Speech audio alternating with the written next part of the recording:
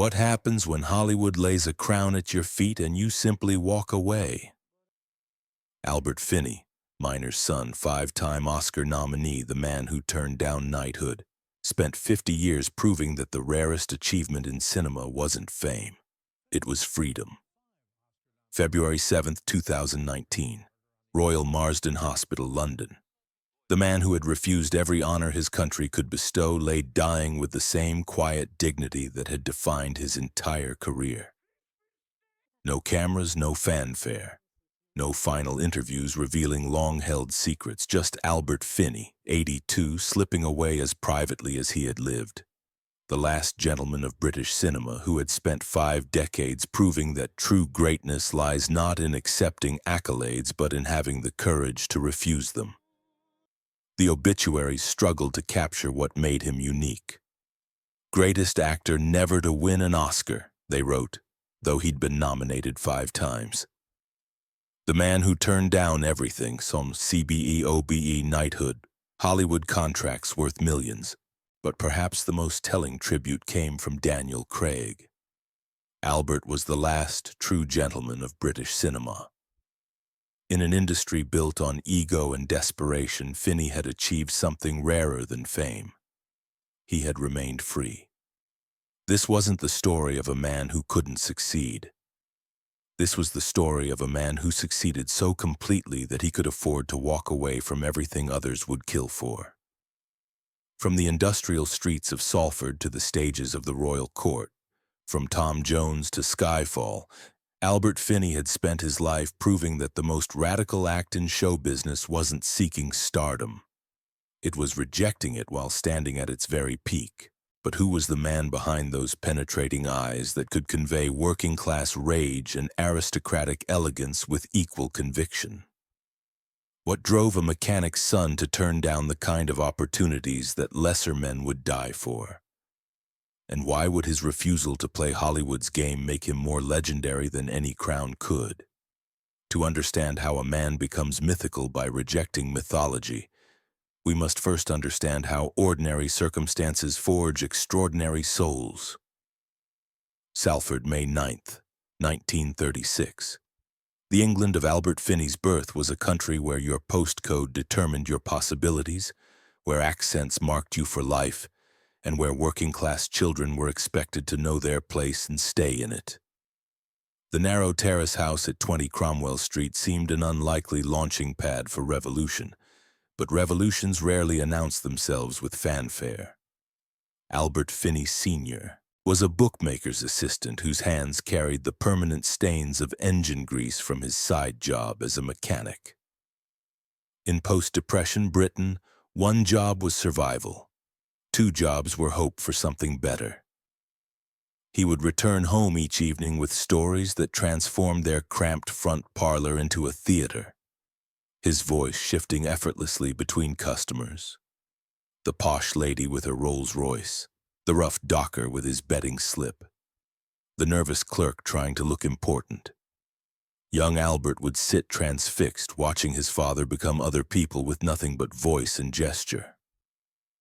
Alice Finney took in washing and mending, her fingers raw from work that stretched pennies into pounds, keeping their small household afloat through sheer determination and careful arithmetic.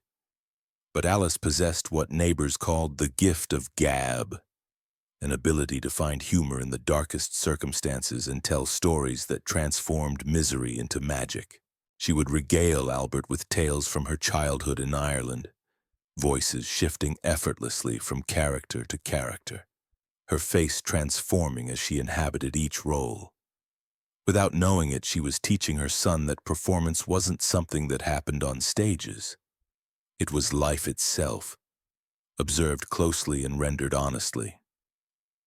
The Finney home was a monument to working-class resilience disguised as poverty. Every piece of furniture earned through overtime shifts. Every meal planned to stretch ingredients already stretched thin. The wireless set in the corner was their window to a wider world. BBC voices speaking in accents that might as well have been foreign languages. Actors in radio dramas inhabiting worlds that seemed impossibly distant from Cromwell Street. Young Albert grew up understanding that luxury wasn't just unattainable. It was almost incomprehensible, belonging to people who lived in a different world entirely. But he also learned that imagination was free, that stories could transport you anywhere, that with nothing but voice and conviction you could become anyone you chose to be. These early lessons in the democracy of performance would shape everything that followed. The transformation began accidentally, as most transformations do. Age 11, Albert was selected for his school's production of Macbeth, not because he'd shown theatrical promise, but because he could memorize lines without giggling and was tall enough to look convincing in the makeshift costume the drama teacher had cobbled together from old curtains. Mr. Henderson, the teacher, expected nothing more than adequate recitation from a working-class lad playing Scotland's doomed king. The school assembly hall had seen dozens of these productions over the years. Earnest children stumbling through Shakespeare while parents fidgeted in uncomfortable chairs, waiting for the ordeal to end. But something electric happened when Albert stepped onto that makeshift stage. The shy boy who stumbled over words in conversation became something commanding, dangerous. His voice, still cracking with adolescence, somehow carried the weight of Shakespeare's tortured monarch.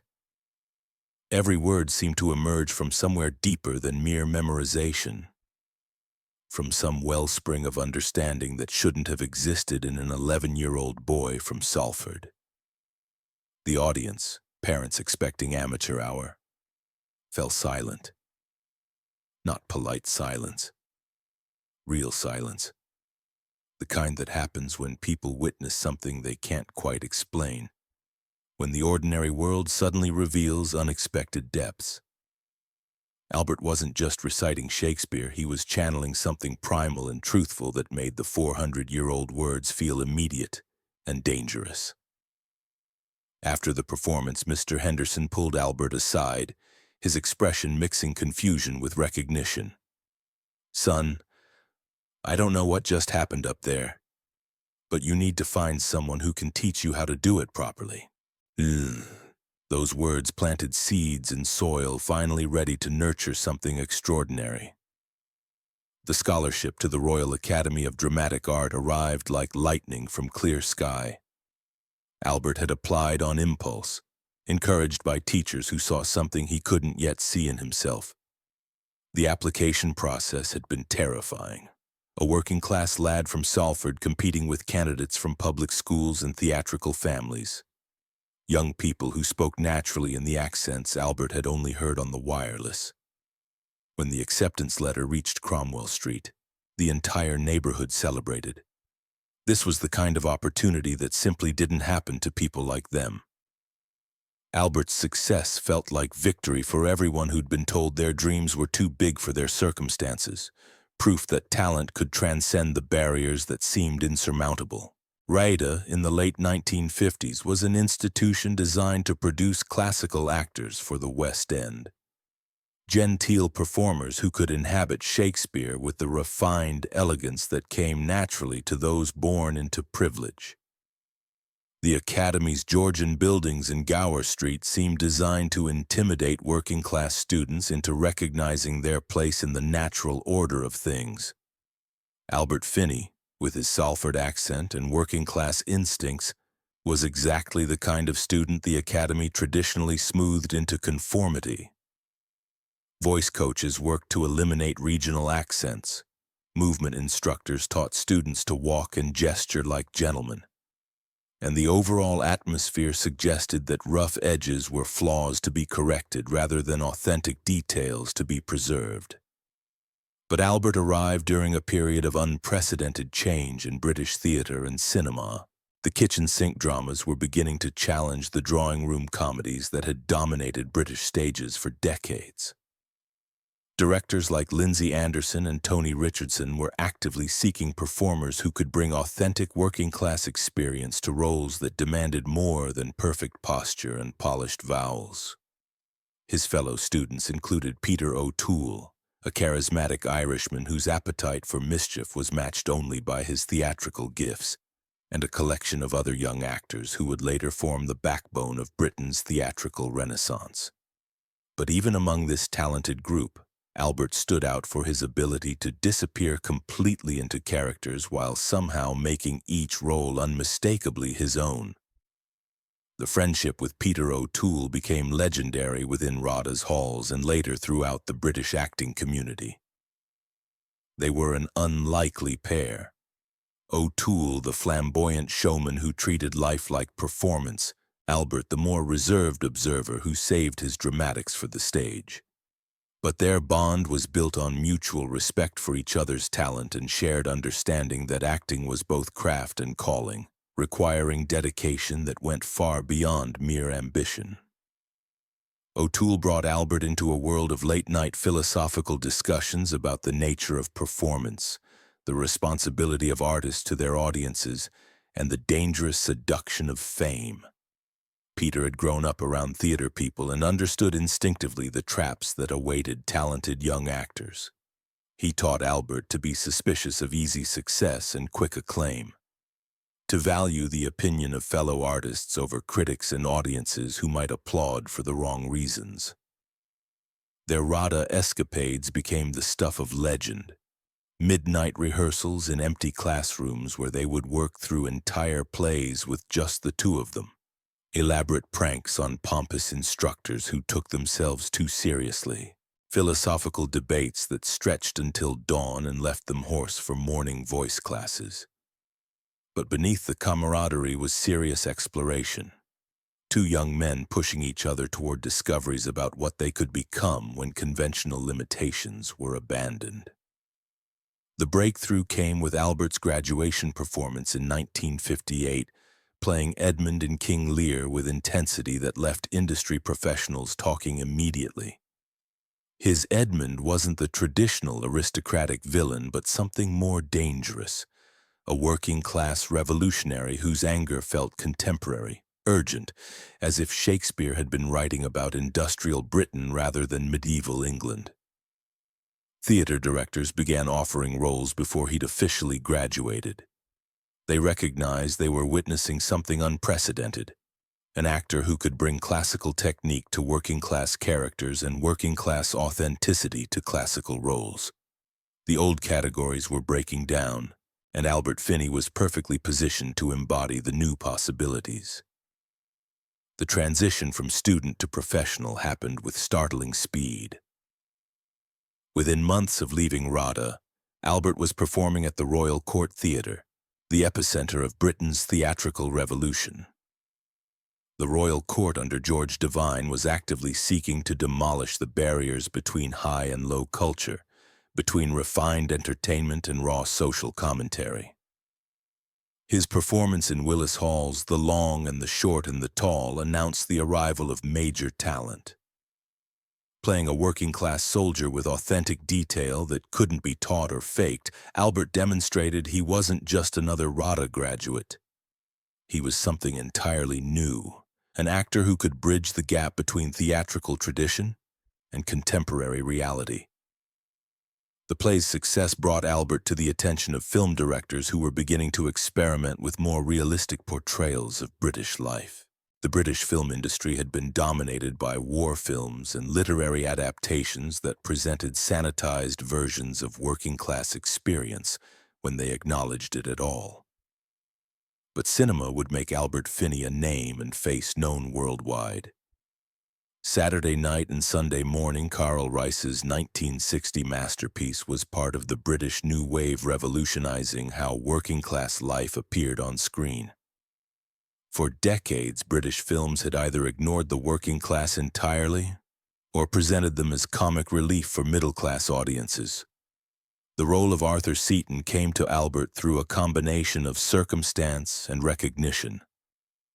Rice had been searching for an actor who could embody the character's contradictions, his anger and ambition, his cynicism and vulnerability, his rejection of middle-class values and simultaneous desire for something better than the factory floor.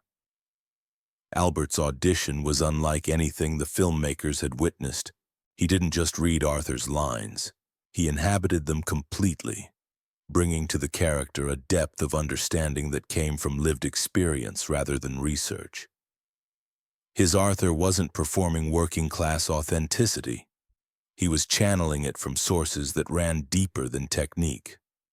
The film's production became an education in cinematic realism for Albert.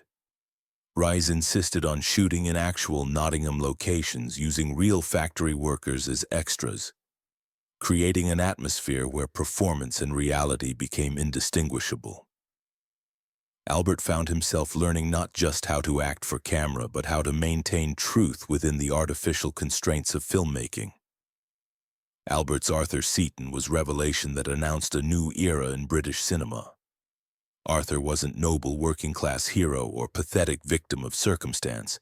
He was complex, contradictory young man whose anger and ambition felt equally authentic. Albert invested the character with raw honesty that made audiences feel they were watching documentary rather than fiction, peering through a window into lives that had previously been invisible to cinema.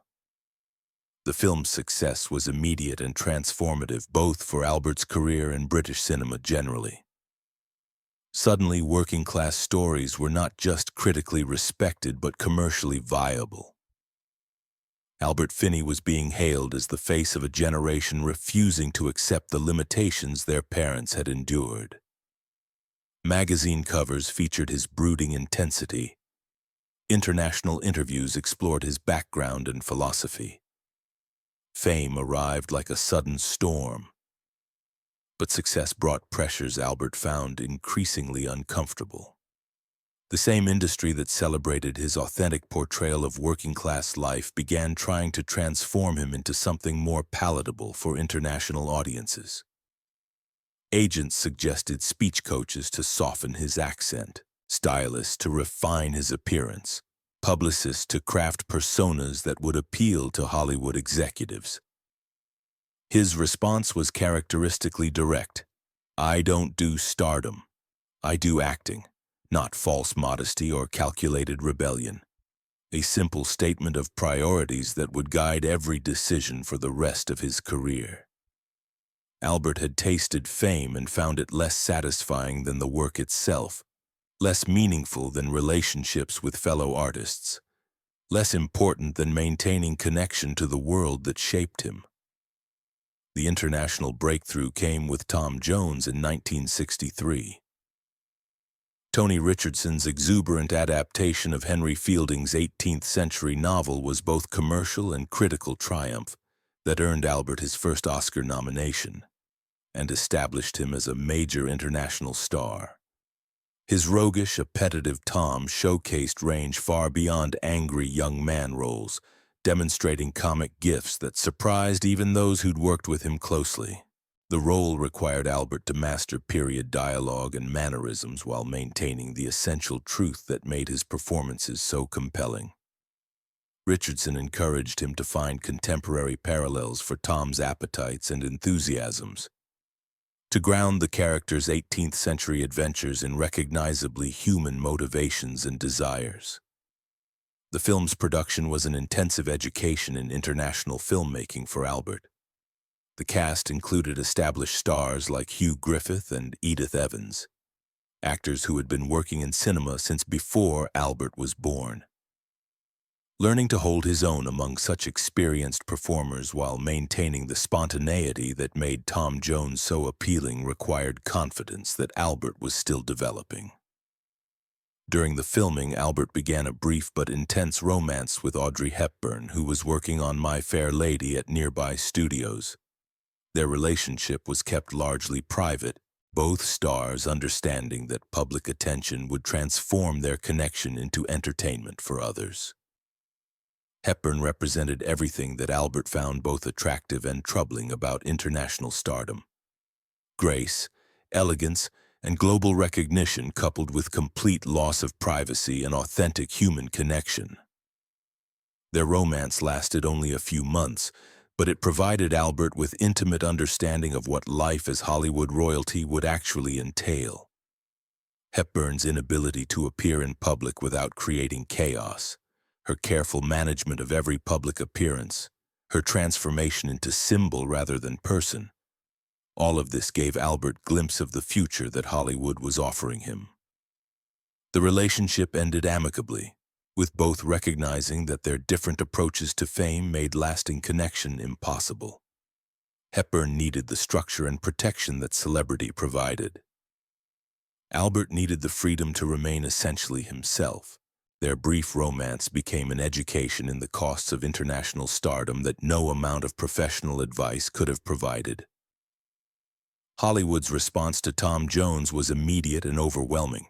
Studio executives flew to London with contracts that would have made Albert one of the highest-paid actors in the world. Multi-picture deals worth millions. Percentage points that could have brought wealth beyond imagination. Star treatment that most actors could only dream about. All he had to do was move to Los Angeles and commit to becoming the leading man his talent and charisma clearly equipped him to be. The offers were more seductive than Albert had anticipated. Not just the money, though the sums were staggering by any reasonable standard, but the creative opportunities.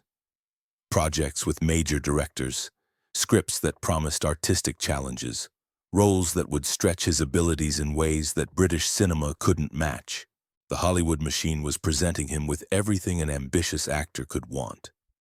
Albert's response shocked an industry accustomed to actors who would sacrifice anything for Hollywood's success. 3 words that would define his entire career. Hollywood wanted me. I wanted Manchester. This wasn't petulant rejection from ungrateful star. This was considered decision from man who understood that success without authenticity was elaborate failure. The months of contemplation that preceded his decision had been agonizing. Not because he couldn't choose, but because he was being forced to choose between competing definitions of success. An industry built on premise that bigger was always better, that more exposure meant more importance, that international recognition trumped all other considerations. Albert was arguing for something radically different. That artist's primary responsibility was to craft, not career. That maintaining connection to sources of inspiration mattered more than maximizing opportunities for fame. The decision to refuse Hollywood stardom was perhaps the most defining moment of Albert's life, though he presented it to the public as simply another career choice rather than the revolutionary act it actually represented.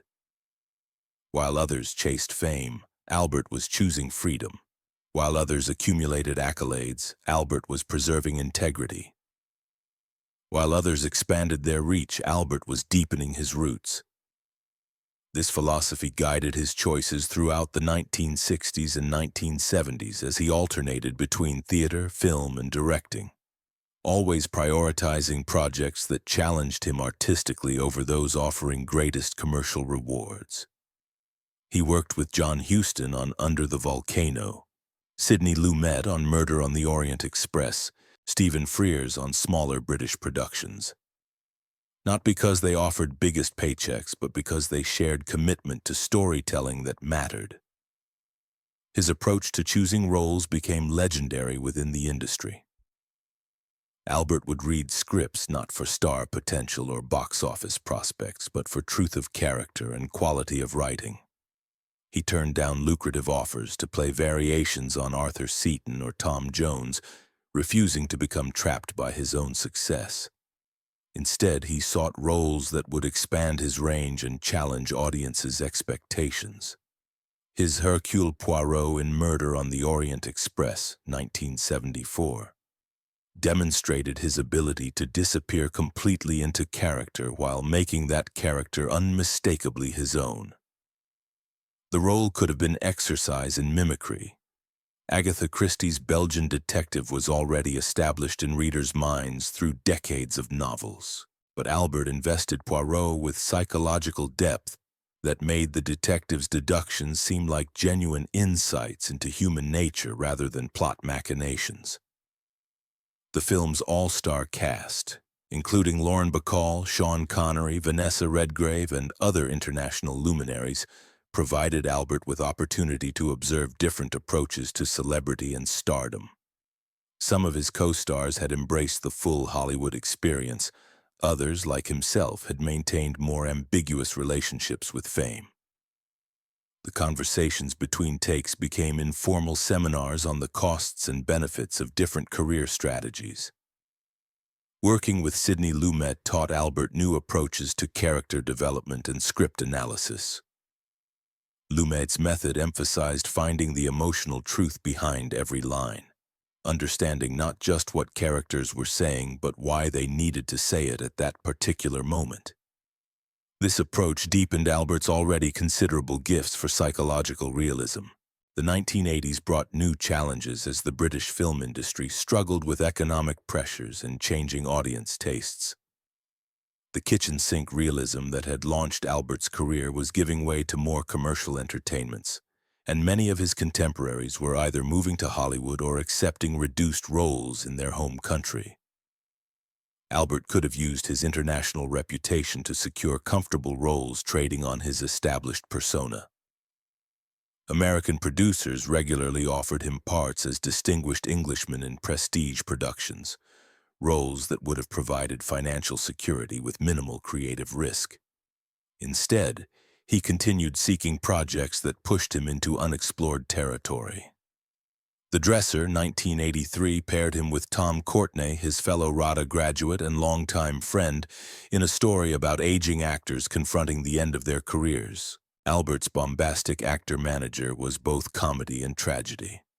Portrait of artistic ego struggling against physical decline and cultural irrelevance.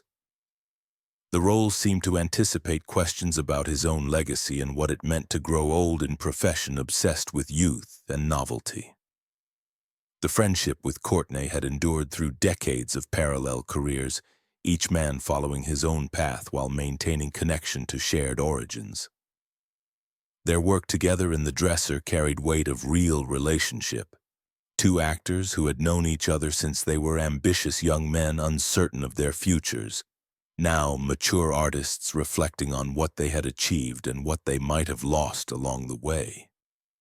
As decades passed, Albert's refusal to participate in traditional celebrity culture began seeming less like eccentricity, more like prescience. While other actors of his generation struggled with maintaining public personas bearing little resemblance to private selves, Albert had maintained integrity by refusing to separate the two. His private life remained genuinely private, not through elaborate security measures, but through simple refusal to make it available for public consumption. His later career included prestigious projects like Erin Brockovich, 2000, where he played a lawyer whose moral complexity matched Albert's own understanding that real people rarely fit neat categories of good and evil. Working with Julia Roberts and Steven Soderbergh introduced him to contemporary Hollywood methods, while allowing him to contribute his own approach to character development. The role in Skyfall, 2012, brought Albert full circle, playing a character whose understanding of tradition and change reflected his own career-long navigation between classical technique and contemporary relevance. Working with Daniel Craig, who had openly acknowledged Albert's influence on his own approach to acting, created intergenerational dialogue about what it meant to maintain artistic integrity across changing times. When honors came throughout his career, CBE, OBE, knighthood, Albert's response remained consistent. Call me plain Albert, not false modesty, not Republican sentiment. Simple understanding that his identity came from internal sources rather than external validation. That titles could add nothing to someone who'd already achieved everything that truly mattered. The final years were marked by battle with stomach cancer that Albert faced with same privacy and dignity that had characterized his entire career. Diagnosed in 2011, he kept the illness secret from all but closest family and friends, refusing to allow medical condition to become public spectacle or opportunity for sympathy-seeking attention. Even as health declined, Albert continued working when able, treating each role as if it might be his last opportunity to contribute something meaningful to art form that had defined his life. His commitment to the work never wavered, even when physical demands became challenging in ways his younger self could never have anticipated. The cancer progressed slowly but steadily, giving Albert time to put his affairs in order and say private goodbyes to the people who mattered most. He spent his final months largely at his home, surrounded by books, photographs, and mementos from a career that had spanned more than half a century. Visitors reported that he remained curious about current films and theater productions, maintaining interest in the evolving craft that had been his life's work. February 7, 2019. Albert Finney died as he had lived, quietly, surrounded by love, having spent 8 decades proving that true greatness lies not in the awards we accept, but in the principles we refuse to compromise. The news of his death prompted an outpouring of tributes from colleagues who spoke not just of his talent but of his character, his loyalty, his unshakable commitment to remaining himself regardless of external pressures. The obituaries struggled to capture what made Albert unique in an industry full of talented people. His technical skills as an actor were beyond question, but so were those of many others who had achieved less lasting impact. His refusal to participate in Hollywood's star system was notable, but other actors had made similar choices without achieving his level of recognition. What set Albert apart was something more elusive: integrity visible in every performance, commitment to truth that transcended whatever character he was playing. Understanding that actor's job wasn't to become famous, but to become invisible, allowing audiences to see through him to something larger and more important than individual personality. Fellow actors spoke of his generosity as collaborator, his willingness to support younger performers, his complete absence of ego despite his towering reputation. Directors praised his preparation, his openness to direction, his ability to elevate material through sheer commitment to finding truth in every moment. But perhaps the most meaningful tributes came from ordinary people who had been touched by his work over the decades. Social media filled with memories of specific performances, moments when Albert's work had helped them understand something about themselves or their world that they hadn't grasped before. These responses revealed the true measure of his achievement, not the awards he had won or the honors he had rejected, but the lives he had affected through his commitment to honest storytelling. In the weeks following his death, film scholars and critics began reassessing Albert's career and its significance within the broader context of post-war British culture. His early work had helped establish a new tradition of British cinema that took working-class experience seriously, while his later career had demonstrated that artistic integrity could coexist with commercial success. The Royal Academy of Dramatic Art established a scholarship in his name, ensuring that future generations of working-class students would have opportunities similar to those that had transformed Albert's life. The scholarship criteria specifically emphasized character and commitment over traditional academic achievement, reflecting Albert's belief that acting was as much about who you were as what you could do. His hometown of Salford honored him with a statue that captured not his later fame but his essential character, a working-class lad who had achieved extraordinary things without ever forgetting where he came from.